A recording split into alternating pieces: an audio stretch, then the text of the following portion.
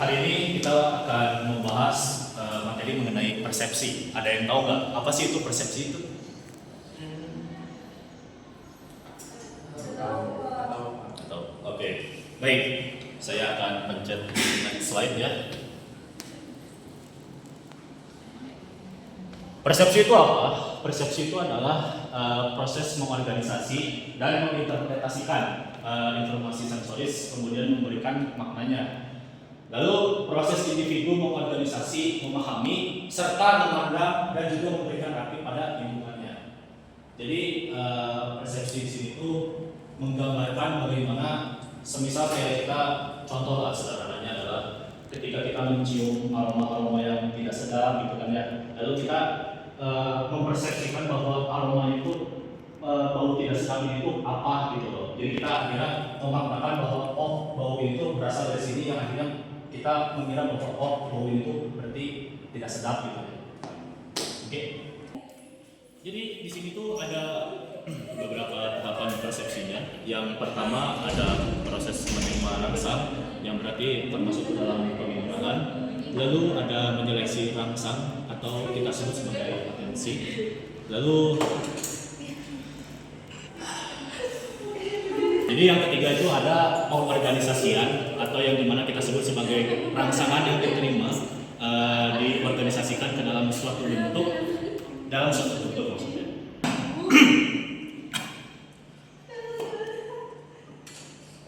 Itu kenapa berisik banget yang di belakang? Hey, itu yang berdua. Saya lagi nerangin loh di sini. Kenapa kalian malah berisik di belakang? Suara saya memang tidak keras, tapi saya tahu suara kalian tuh bisa terdengar sampai ke depan gitu. Apalagi mengganggu teman-teman yang lain. Saya sedang menerangkan ini.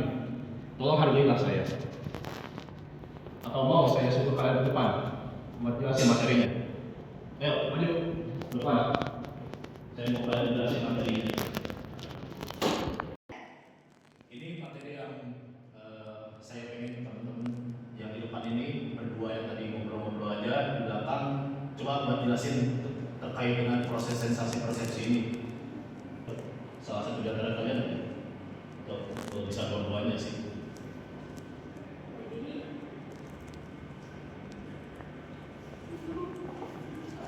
Ayo, dengar. Selanjutnya adalah proses sensasi dan persepsi. Yang pertama. Bisa nggak? Atau sama lagi atau lihat tuh cobain. Yang pertama ada bottom persepsi. Yang serius dong, masa ketawa? Dimulai dari maksudnya stimulus, reseptor sensoris, memasukkan informasi mengenai lingkungan luar dan mengirim ke otak untuk dianalisa dan diinterpretasi. Mana sih ini? Udah, kalian duduk begini. Ini saya jelasin ya kalau begini nanti ya.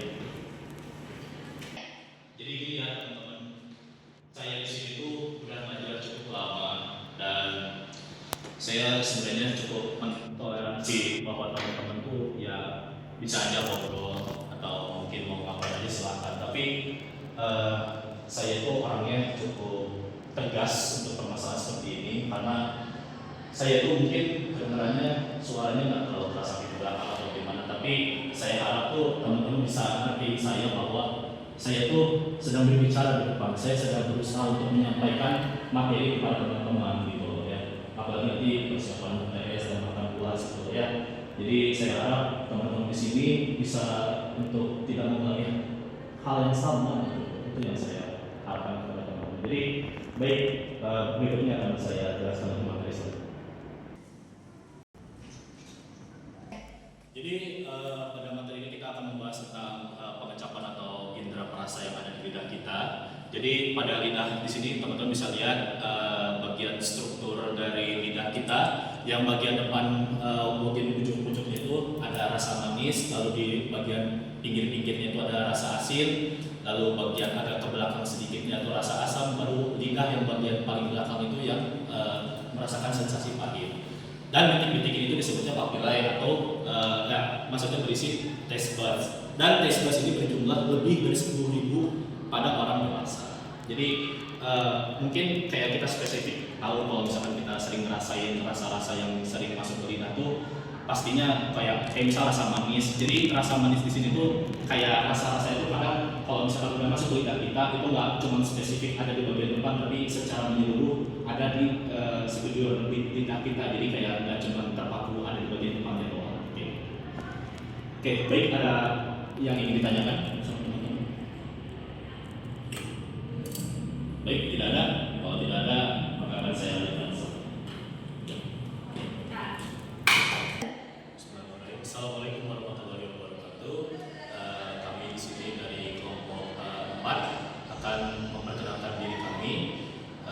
Nama saya Akmal Hayat dengan NIM 177. Nama saya Abraham Rahmat Toko dengan NIM 176.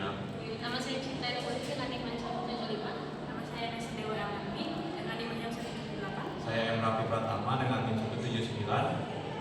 Selamat menyaksikan.